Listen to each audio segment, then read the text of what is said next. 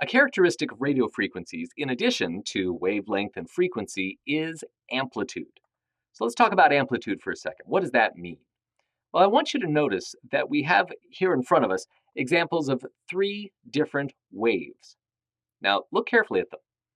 Which one of these has the shortest wavelength? Let's measure.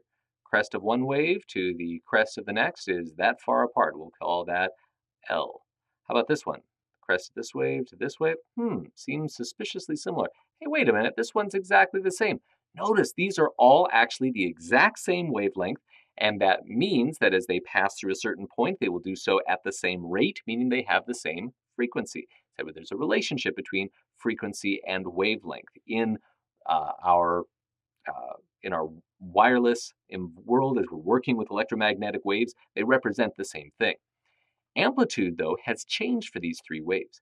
See how this wave is literally taller than the wave before it, which is taller than the wave before that? See, amplitude is really a description of power. All right, how much power, how much chutzpah or oomph do we have going through these waves?